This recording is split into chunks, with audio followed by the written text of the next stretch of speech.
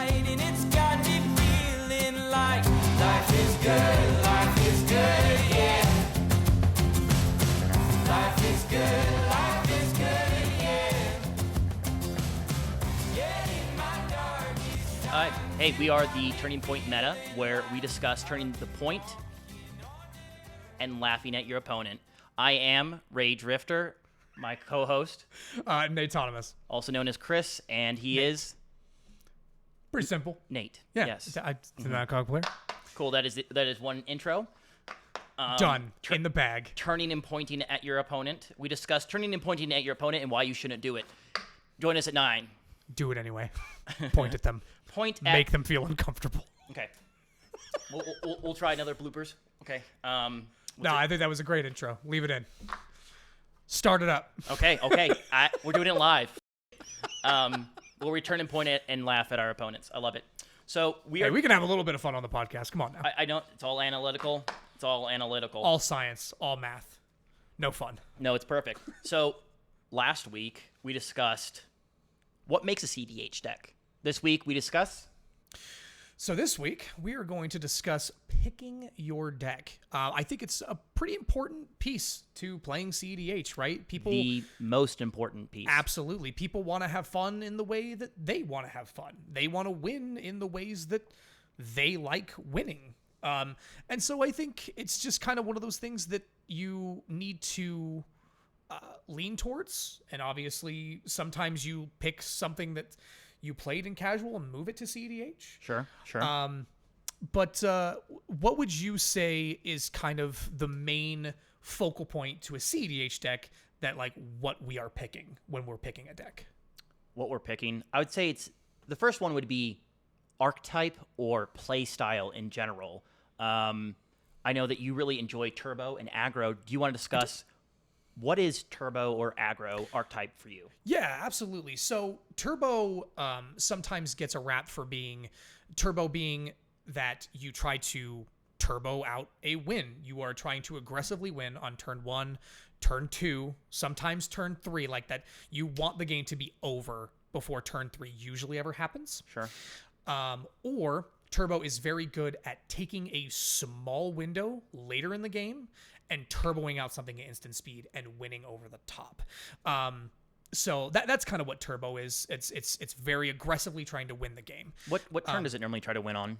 I would say typically you're wanting to try to win on turn 3 on average. On average, okay. Some decks shoot for 2. Some decks can even shoot for 1. It does not come up very often. Sure. But I would say on average it's typically turn 3. That's pretty quick for an EDH deck. Yeah, exactly. This is, again, why we're in CEDH where these things happen. Turbo is more of a thing. Absolutely. So another archetype that comes up a lot is, and because it even comes up in casuals, is control. See, I don't know where you land on control and what your kind of thoughts are on control. Control is a very difficult subject in general in Magic and as a whole. You make a lot more decisions. You get to say no, and it's not always playing blue cards in general. There's mono green control, there's mono red, there's mono black. It's learning when to say no and having more pieces that say no in general. Your plan is normally going to be going longer, and the longer that you go, the better off that you are. You're not going to have as many win cons. You're not going to be attempting a turn 2, turn 3 kind of win. You're trying to go for like a turn 5, turn 6, maybe even later. And depending on the control deck, the longer it goes, the more engines that you have, the more cards that say no. And it's a very difficult thing to get good at. But if you don't need to counter a spell, you don't need to stop someone if they're not going for a win, let someone else do it, or it's not going to win the game. And it's a difficult archetype to get into, more so for the advanced individuals because they know when to say no to more decks. If you just got into CEDH recently, welcome. Control is a great, fun format, and I love saying no. Okay, I say it to my dog all the time. Nope, we're not going outside. It's not happening. Stop whining. Exactly. Exactly. Go back to bed. Get in your cage. No. I love saying no. It takes a lot more brain power, and maybe that might not be the deck for you because you don't want to get into a complex situation that we'll get into later. But control is a deck that goes long as well. But there's also another archetype, which is going to be Stacks. What is Stacks? When does it want to win? Yeah, so Stacks, Stacks is I would probably say not the most complicated archetype, but I would say it is the most complicated to play well. And the reason I say that is Stacks pieces, for those that don't know what a Stacks piece is. Smokestacks. Smokestacks was the card that it came from. Sure. But essentially what you're doing is you're typically denying resources from your employees. You're denying resources from your employees. From the employees you're pointing at and laughing at. No, you're denying resources from your opponents. So in the first episode, we discussed Drannith Magistrate. Sure. That's kind of its own Stacks piece because people want their commanders. People want to be able to play out certain pieces. It's a no that's on the board? It's a no on the board. And that's another thing that Stacks does is most of Stacks pieces are permanent-based pieces. They are creatures, they are enchantments that are just there to slow people down. It's meant to stop the turbo player so they can you put out your turn one Drannith Magistrate, and now the turbo player can't go as fast. Can you be control Stacks? Absolutely. It is an archetype. I'm trying to think of a deck that just kind of comes to mind as something that would be control and Stacks at the same time. Right off the top of my head, I have been playing Tameshi recently. Ooh. And I feel like that's probably maybe a good example. I do run things like Blind Obedience. Artifacts come into play tapped, and creatures. And creatures, that does come up. Sure. And I have a lot of control pieces. Sure. And I have a lot of ways to stop people from doing their game plan. Sure, but you're more control than Stacks. And with these archetypes, you don't have to be, I'm only Stacks, I'm only control, 100%. I'm only turbo. When does Stacks want to win the game? Stacks typically wants to win the game when things get pretty darn late. So in a 70-minute game, 80 minutes? It's probably winning on the last turn of turns. Sure. When it comes to Stacks. I would say that control, what do you think? Is control kind of in the same vein as like winning on the last turn of turns? I would say the second to last, and Stacks is the absolute last. Yeah, that's probably because you're interrupting your opponents.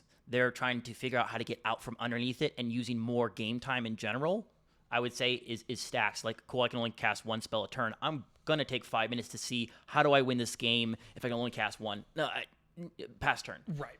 And the reason that I say Stacks is complicated is because not every Stacks piece hits decks equally. Sure. And that's something that you learn over time, which is why I don't think I would ever recommend a Stacks deck for your first deck. Because you'll put something out, for instance, like a Grafdigger's Cage. Sure. And you'll see a deck across from you that goes, and you think to yourself, that's awesome. I have now shut that player down. But that does nothing to the other two players. Sure. And now you've put yourself in a position where you can't stop those two, but you've stopped this person. But now this person needs to be able to interact, but now can't because of something you've put out. They can't retrace one of their cards in their graveyard. Not too common, but sometimes it does come up in general to stop them. Well, they can't cast their spell from their hand. And that's where the politics definitely comes in a huge piece with Stacks of, if you don't know, ask, hey, I don't want to give this away, but I have something to interact. Do you guys think this is a good idea? And sometimes it'll get you brownie points. They're like, no, it's going to screw us over. Don't do that. Then they're going to win the game. And Stacks can be a really good opportunity as well. It's no on the board. People don't like it, but at the same time, it does give you an opportunity. I've dealt with a couple different Stacks decks in general, and I enjoy it. I'm the boogeyman. People don't like me, but at the same time, I do get to talk more and say, hey, guys, I know I have this. I know you don't like it, but can we do this? Right. And I think the other thing, and I don't want to continue on Stacks for too long, but another thing to understand about Stacks pieces is when a Stacks piece is actually helping you in the moment. Sure. For instance, Drannith Magistrate's a great one. Sometimes I understand everyone wants their commander out. Usually it's an engine or an outlet that we talked about in the last episode. But sometimes that Drannith Magistrate is stopping someone from winning, and you need to let that sit. Same with any other Stacks piece. So learning to respect those pieces is also something good as an opponent goes, which is why Stacks is just, it just kind of can be a complicated mess sometimes. It's very difficult. It's very, very difficult. But so at the end of that kind of list, there's an archetype that I would probably argue is the most common in our format. Sure. Maybe the most powerful in our format as well, as far as the actual archetypes goes. Sure. But all of these can be powerful in their own right, Yes. and that's mid-range. So when I say mid-range, what immediately comes to mind to you? The best deck in the format, Blue Farm, is going to be your premier mid-range deck. Mid-range, man, in regular 60-card formats, I love mid-range. There's going to be aggro, mid-range, and control in general. And mid-range does really bad against control, but it does really good against aggro because it has maybe not a turn 1, turn 2 play, but it has a turn 3, turn 4 play, if you will, that interacts with these aggressive individuals. So it's the halfway house. Control beats mid-range beats aggro. It's kind of a weird rock, paper, scissors. And that's in 60-card format, whereas mid-range really does take that control, but I can win at the same time. Best of both worlds between turbo and control. You're right in the middle. Cool. I have a lot of different ways to search some things. I'm really afraid of this turbo player. He's getting out of control. I'm going to go and turn into a more control-ish deck. Or there's no blue in the pod. People are being ridiculous, and I'm just going to go for the win. Yep.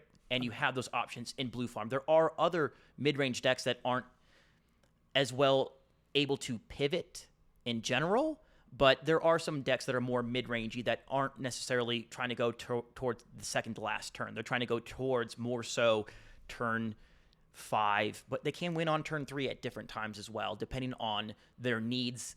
Mid-range is the most prevalent Yes. in general, and it's probably the best to start on because you're going to see, because there's so many different decks in the format that are mid-range, you're going to see a lot of the same cards. You're going to learn a lot of the same cards. 100%. You're not going to feel pressured to control the deck proper, or the board state, and hey, I'm control, I have to stop everyone at the right time, and if I don't, my friends aren't going to like me. I'm going to stack someone out by accident, or I'm not going to pick the right window to go for turbo or aggro, different types. I would always recommend starting with more of a mid-range, and you can curtail your EDH deck that you were like, man, I really want to play this. Is there any viability to playing it? I would say mid-range is one of the best to start with, but once again, it comes down to the person and what they want to do. I would much rather encourage someone to play the deck that they want to play. Absolutely. And to be better at that. Yeah, absolutely. And the thing is that's mid-range's biggest strength, and I think you said it once when you were talking just there, is that its biggest strength is pivoting. Yes. And I think that's where mid-range kind of gets the name mid-range. Yep. Because if it needs to pivot to a turbo game plan, it can kind of do that depending on the deck. If it needs to pivot to, hey, I need to be control here for just a minute, I can do that, but then I'm going to pivot and I'm going to try to win. And I think mid-range is so easy and so simple to understand that it definitely is probably the best kind of archetype to start with. But just as Chris said, like, pick the deck that you feel like you are going to be the most happy with. Just roll with it. So what you're saying is mid-range is the turning point? Oh, okay. Segues. We won't get into that. Okay, next on the docket, win cons. This one's pretty interesting. So we have all these different archetypes, and sometimes you can just say A plus B equals win the game. Random example: Obnixilis, Captive, Kingpin, and all will be one. Win the game. Just as a random example, right? Thassa's A plus B, done. Thassa's Oracle is a very small, compact way to win the game in general, and maybe that's your only way to win the game. In these archetypes, you can win that in control, turbo, stacks, mid-range. So some of these do go throughout all the different archetypes in general, but complex, straightforward win cons are advisable for me, and there's not really much to say about simple versus complex outside of the complex side, which is more complex than the simple side. Yeah, I mean that's the thing, right? Well said, by the way. Okay. is when you have a simple A plus B, like another example, Kinnan and Basalt Monolith, right? You make infinite colorless mana. It's as simple as that, and there's no ifs, ands, or buts about it. Most people scoop after you do that. Right. Like, Most people just accept that they've lost, right? You Sure. you might not be winning, but people usually just say, I have infinite mana. I'm winning the game. I don't typically. care if you guys scoop or not. And so I would always recommend, again, simple, clean win cons when you are starting in CEDH. Now, why would people look at complex win cons? That's a good question for yourself. I know. I'm going to answer it right now. So the thing with complex win cons is when you can take the time to read about them, to understand them, to know what piece of the puzzle you're going for every time in this new puzzle you're building every single game, people have a hard time trying to figure out when to interact with you. Sure. And when people are confused as to when to interact with you, that's exactly what you want in a CEDH game. Because people go, do I counter that part? Do I destroy this piece? What am I doing here? Go for it. And a lot of the time you go, pick your poison. Because I can find some other way to get out of this, right? Sure. So, like, for instance, the very first deck that I started with, which I do not recommend as a first deck, was Keurig, Son of Yawgmoth. A turbo It was mono black deck. Very turbo. I can win without ever casting a spell by sacrificing a creature to tutor up another creature, which sacrifices the creature due to its effect to tutor up another creature, which sacrifices both to get both back, which sacrifices another one to put another piece into play, which then entombs a creature, which then lets me reanimate a creature. It's so convoluted, but people didn't know when to interact. Sure. And by the time they wanted to, it was too late. Sure. And don't get me wrong, pulling those wins off feels incredible. Being able to do your Anala 30-step turn 1 combo feels great, but it is complicated. And what's really the payoff? So you had the advantage where people don't really know when to interact, but what's really the disadvantage of a complex win condition? I would say the disadvantage of a complex win condition is simply that it's complex. It's the fact that you might be thinking you have enough mana to go for a certain line. Sure. You might be thinking that that's the piece I need, and you go for it, and you realize that's not the piece I need. That is, I went for the wrong piece at the wrong time, and now I can't come back from it, and now I'm stuck. And that's the thing with very complicated win cons, is sometimes you kind of trip over yourself you're trying to put a piece of the puzzle together over here, and you're trying to find it, you're trying to see it, but half of the puzzle's over here. And you're missing triggers, and you're missing moments, and you're so in your own head that you get lost. And sometimes you get frustrated and you take the deck apart because it's just too much to think about. I think there's a lot of good points on that. I think the biggest thing with a complex win line in general is brain power. I mean, if you're going to be playing 6 games, I mean, even you're just playing 3 games with your friends on a Friday night for Magic, the third game, if you're playing a complex deck, you're going to be exhausted. Are you going to be playing at your peak? I mean, then you extend that to tournament play in CEDH. You're doing 5 rounds of Swiss and 3. Yeah, two for top 16. Yeah, I mean, so typically 7 rounds. 7 rounds of 70 to 80 minutes is a lot of time to be in a complex, on top of knowing the person's board state, knowing the person's deck, thinking about all the possibilities. Now you have to think about, what do I have to do, opposed to being in the moment, and maybe you miss a trigger.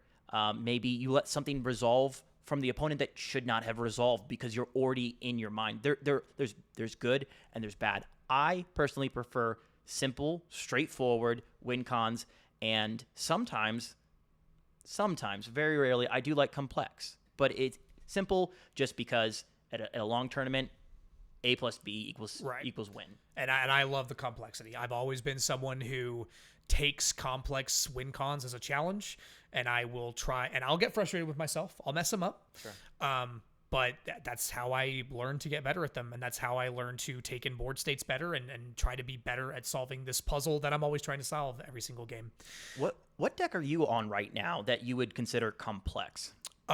So I took it apart a little bit, but I'll probably end up putting it back together, is Tameshi, Reality Architect. So for those that don't know, Tameshi, Reality Architect is 2 and a blue.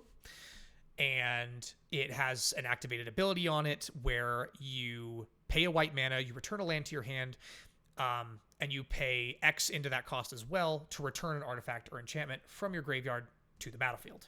Okay. Right? And it's a complex deck that is a control stacks. Control-y stacksy deck. Sure. Okay. Right? And so a lot of the time what I'm doing with that interaction is putting stacks pieces into play, like your Graph Digger's Cages, like your Vexing Baubles that say you can't cast things for free. It's a good card. Fantastic card. And so I'm trying to slow down and control the board for a little while until I can execute a loop that wins with those pieces on board. Because if I can win with those pieces on the board, it makes it difficult for my opponents to interact with me. Interesting. But as far as the win line, and I could explain it if you want me to. We won't even go into detail because that's too complex. Yes. Straightforward. Love it. But yeah, so it's a very, very complex deck. Is it fun? Absolutely. Does it win all the time? No. But it's something that I took a liking to because it had this weird, complex win con that not a lot of people understand. And again, because someone didn't understand why I was winning, I just won. Sure. So there's nothing anybody can do about it because it was too late to interact with me. Absolutely. So yeah. So leaning on kind of Tameshi being blue and white, that is a very strange color combination in our meta. You just want a third color in that pie. Exactly. Typically you want a third color. But that kind of transitions us into another really key piece of CEDH decks, and that is your color. Some people have aversions to colors. Some people hate their counterspells. They don't want to play blue, right? So, Blue. for instance, Chris, what would you say your favorite color is, and what does that give you? Man, red. Well, question answered. Red is so good. The deck that I'm really high on right now, which is a simple, complex, turbo control stacks mid-range, mono red, and brown, is Magda. I wish I could say he was lying. It's a fantastic deck. It is complicated and simple. It is quick. It is stacksy. It is mono red control. It says no a lot with the stacks. So probably somewhere light control, heavy stacks. And then it's also the mid-range where the longer it goes, it has inevitability in it as well. It's simple, A plus B, but also, do I cast this card? There's a lot of different decisions in it. It's a great deck. I absolutely love it. Red has a lot of great pieces, and a lot of good pieces have been printed recently. With blue and mid-range generally has a lot of blue. Red says no, a lot to blue. It's a counterpiece to blue. Yes. In general. Absolutely, I would agree with that. But there's also certain things that red offers you that other colors don't. And so a simple piece that comes to mind immediately, and we talked about it in the first episode, is Dockside Extortionist. Yes. It is such fast mana acceleration out of nowhere a lot of the time. Things like Rite of Flame, things like Jeska's Will. Very good. Has a lot of explosivity, is what I would say. It's very explosive. Black red is insanely aggressive and good. Absolutely.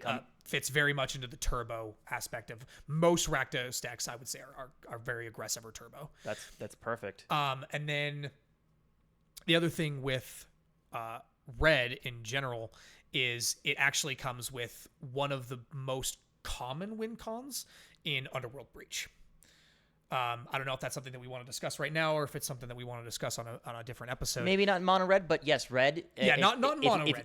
If you had 5 colors out of the color pie, yes, it has a couple different loops to go through to go infinite with Underworld Breach. Well, you could probably still go through Grinding Station, couldn't you?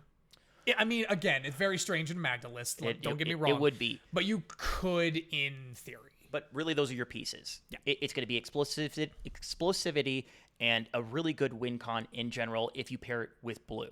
But that's a good segue onto black, our next most aggressive piece. You were talking about Trick earlier, and talk a little bit about black and what you really get in black and how does it complement red. Yeah, so that's actually a really good, interesting point as I said that about red, because I think black is probably second to red when it comes to that explosivity. Sure. You have your dark rituals, you have your cabal rituals. Calling the Weak is another one that comes to mind. Sure. Sacrifice, burnt offering. Yeah, yep, exactly. Yep. And so it's definitely. It's hard to say which one's more explosive. I would say red's probably more explosive just because of Dockside Extortionist alone. I would disagree with you. I mean, would you? I would say, yes, Dockside's great. Okay. Dockside's great. But what does black really have over red?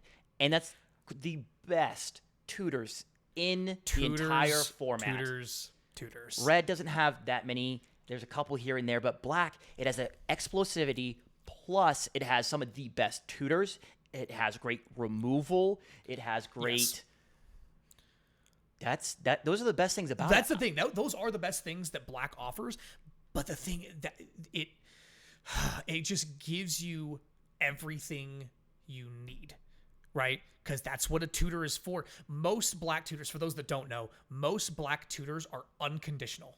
Search your library for basically anything, and either A, put it into your hand, or B, put it on top of your library, or put it into battlefield, or from put, exile. or that. It's right? insane. Put it into the graveyard. Right, put it into the graveyard, then you can Reanimate it. Right, that's another great thing. Explosive. Right, that's the other great thing about black is not all of other colors are actually pulling creatures out from their yard like black does. Chthonian Cathar? Chthonian Nightmare. Nightmare. New combo piece with a red card, Dockside Extortionist. Perfect. Can make infinite mana, and then if you have an outlet, you just go crazy. That's Which is why, like we just said when we talked about Rakdos as the color combination, red and black, why it's typically turbo, because you're putting two of the most explosive colors together along with the most efficient tutors. sure. But I would say that Rakdos does have its problem. Sure. And I feel like this is a good segue into what blue offers you as a color. So we have red, black, and blue. Is that the best color pie in all of CEDH? Oh my gosh. It's like the best color combination in CEDH. Oh, we didn't. And then occasionally you throw a splash of white in there. Okay, I need to move green all the way down to the bottom. I'm sorry. I'm sorry, fine, green. It's fine. We'll talk about it. I'm sorry, green. So we're on to blue. Yeah, so blue. So when obviously we talk about red and black, Yes. they're explosive, they tutor great. What is blue giving you that red and black are not? So blue is going to give you, it's going to give you card draw.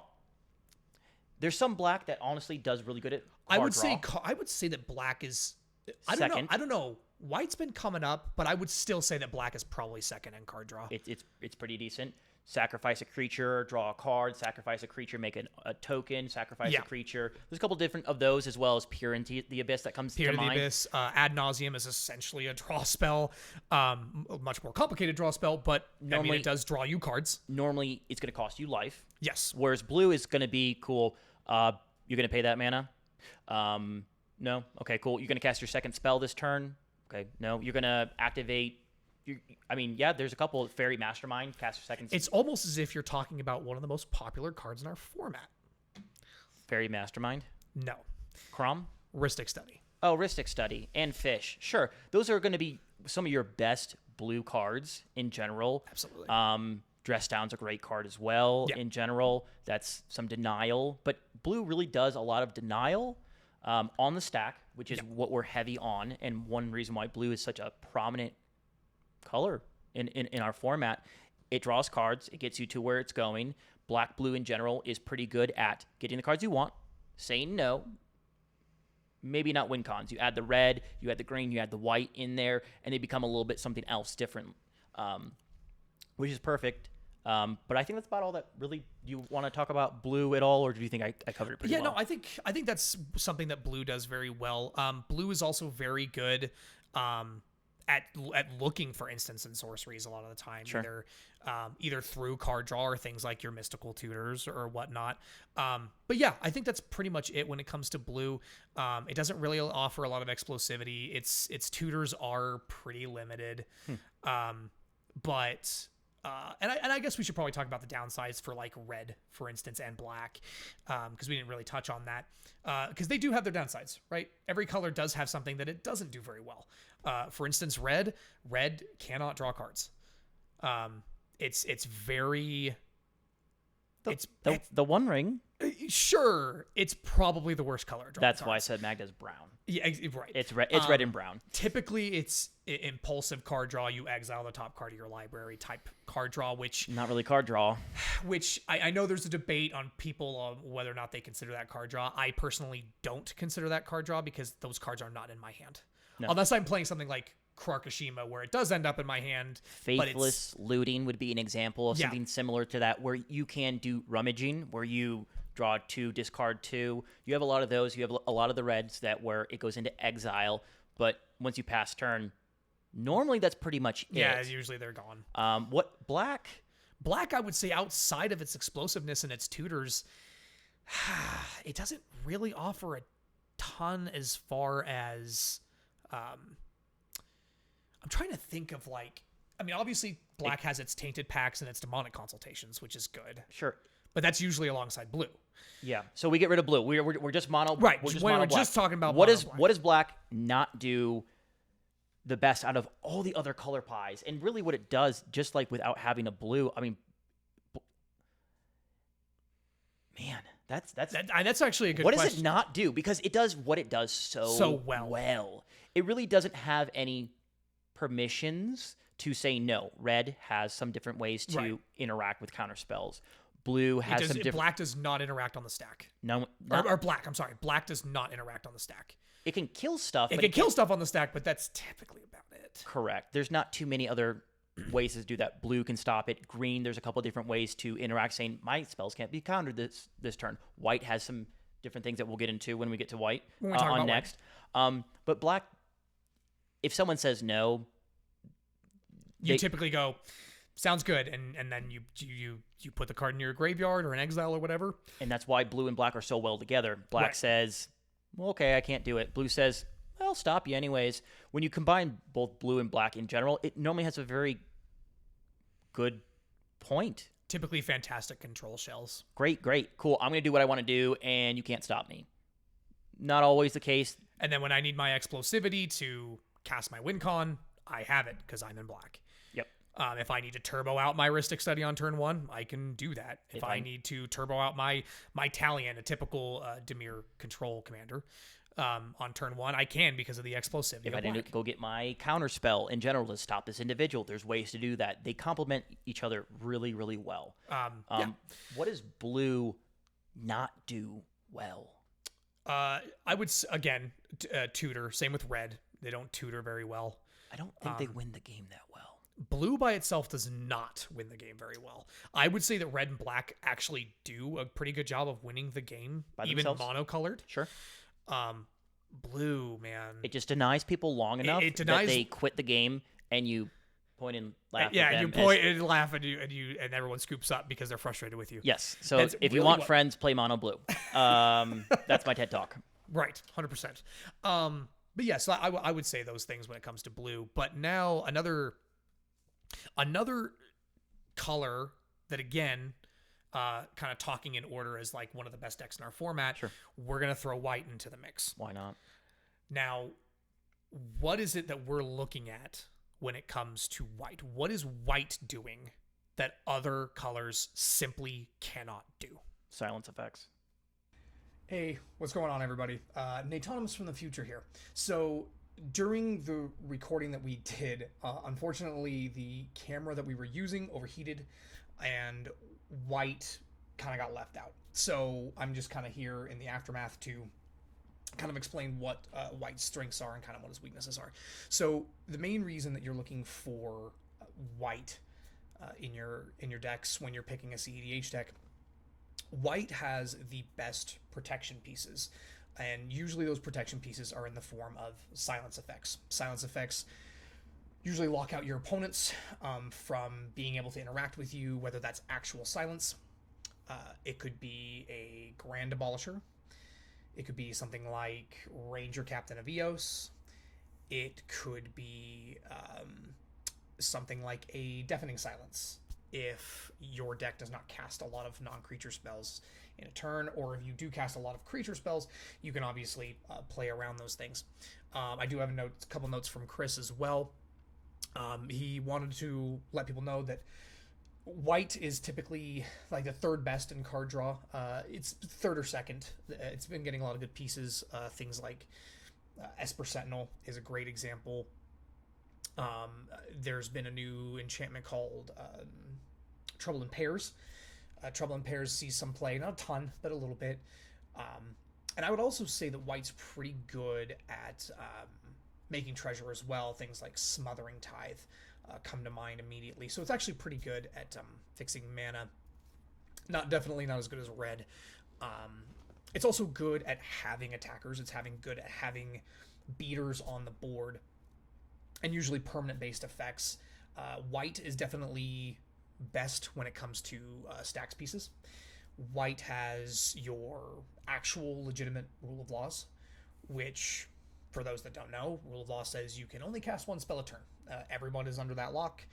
Typically stacks decks and white decks that run this, they don't care about that kind of effect. They can play out from underneath it. They don't need to cast more than one spell, and they can usually use activated abilities and things like that to win the game. It's a color that is very good at saying no in its own way, sort of like blue does, where it's more permanent based no's. Things like your Deafening Silence and things like your regular silence, right? If someone goes off for a win attempt, you cast a silence. That is your way of saying no without actually having counter spells. White in and of itself is a great support color to just add a little bit of those effects and add a little bit of protection to the decks that you're already running. But outside of that, a little bit of card draw and maybe a little bit of mana from something like Smothering Tithe. It's definitely lower on the list of power, but those silence effects definitely still make it a very, very strong color combination. Sorry, we disconnected. This was the thing we went on about, and then we went to green, and we're sorry, but it's show business. Now, green in casual formats, I would say is probably the strongest color. Death Touch. There's Trample. There's Trample. There's Death Touch. It's got big mana stuff. It's very good at getting lands, which is something Cultivate, that sure. which typically CEDH decks were not super big on lands or land counts for that matter. Depending on the deck. Sure. Depending on the deck. Another topic, another day. Yes, another topic, another day is something that we will discuss. But when you think green, I mean, why would you be looking at green if you want green? In CDH, the reason why is because it has some of the best creature tutors around. All the time, you're not necessarily winning with creature tutors. Sometimes you can for sure. They're easily disrupted. But really, green and black is some of the best color combinations if you are searching for creatures in a combo deck. The green is going to be searching for the creature to put on the battlefield. The black is going to be searching for the piece to interact with the creature to then go off. Hey, green, go get a creature. Black, put the card into a graveyard, reanimate it. Now I win the game. Right. It's really good. So what are you really trying to win with in green for creature combo? If I'm thinking mono green, again, you're probably just making infinite mana and probably doing a Finale of Devastation, I would assume. Okay. I suppose you probably could do something with Walking Ballista. I've never personally played mono green in a list. Yisan? right? There is Yisan. Yisan's an interesting I one. don't know how it works. I know I it gets yeah, a, I'm not- I know it gets a creature to another creature to another creature. Birthing Pod. Birthing Pod is i- fantastic. is a great card, so you can get incremental advantage once again. That's another thing that I will say that green does really well. It's not just that it tutors creatures well; it puts them onto the battlefield a lot of the time From the library into play. And there's quite a few of those. So I think that's just something that it does extremely well. Another deck, someone in our play group plays it, is a Nissa. Sure. A very strange deck. I do understand it at this point, but it wins with like infectious bite loops where you toxic the table. So It's very strange win cons. I know it just got A plus B plus C and it won the game, and I never asked why. I never asked why. I again, said, cool, you guys It explain. kind of goes back to the complex nature of that win con. I don't know how it wins, but you say it wins, and we're not And now playing I'm a just gonna tournament. say, okay. Sounds good. So But yeah, mono green by itself, I feel like it has a tough time kind of turning the. Again, I don't really even play against a lot of mono green. It's not something that you see a lot in our format, just because it's honestly in CEDH is just such a weak color. I mean, outside of Simic, what 2-color or 3-color decks of green are you really seeing a lot of? Yeah, that's a good question. Like you do see a lot of Gruul. Atalia is a very popular list. But the thing is, Atali's win cons kind of depend on your opponent's decks. It's not really winning on its own. It's kind of taking everyone else's stuff. Green black can kind of see some graveyard. Yeah, green Sultai, green black blue. I believe is Sultai correct. Sure. That has some loops with the graveyard and like recursion and like milling and stuff like that. Get Rog Monster. Yeah, get Realm Monster in Golgari. Green whites are just not really a thing in our format. Not really. Selesnya decks are tough. Typically, the only Stacks, Selesnya decks that you tokens. see are like Yasharn as like full on stacks, or the enchantment green, or Elevir. Elevir is actually decent, but again, it's interesting. It's up in the air when it comes to color combinations. Typically it's like green, red, green, black. And when it comes to 3-color, it's just and green, blue. But when it comes to 3-color, there's just not.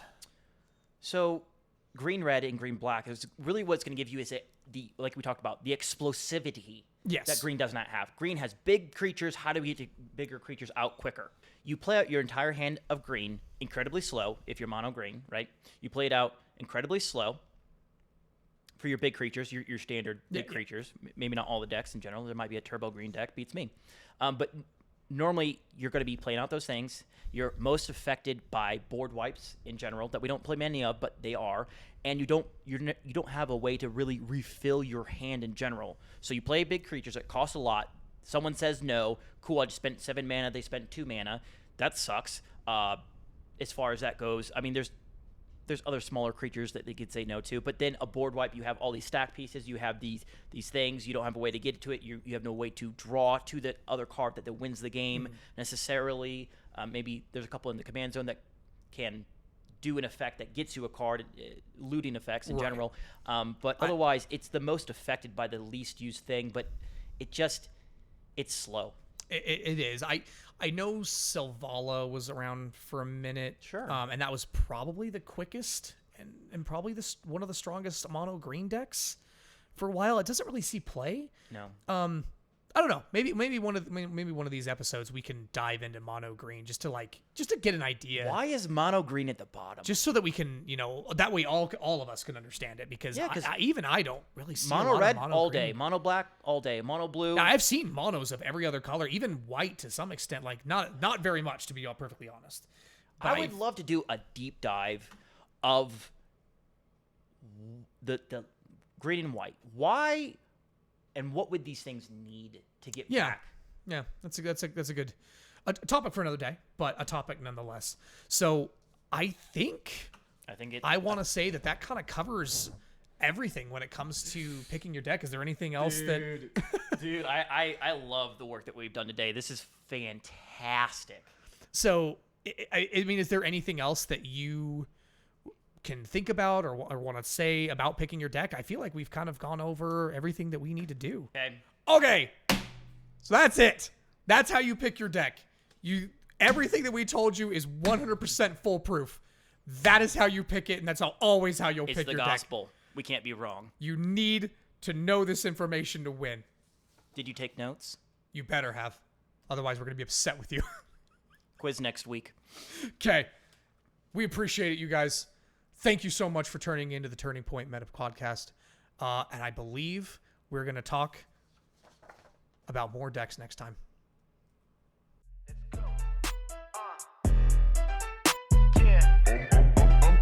I'm going dumb. I'm trying to live it and stunt. Get anything that I want whenever I want. It's okay to be broke. It's not okay to be a bum. Gotta move up. I never front. I keep it 100, hun. Do it for fun.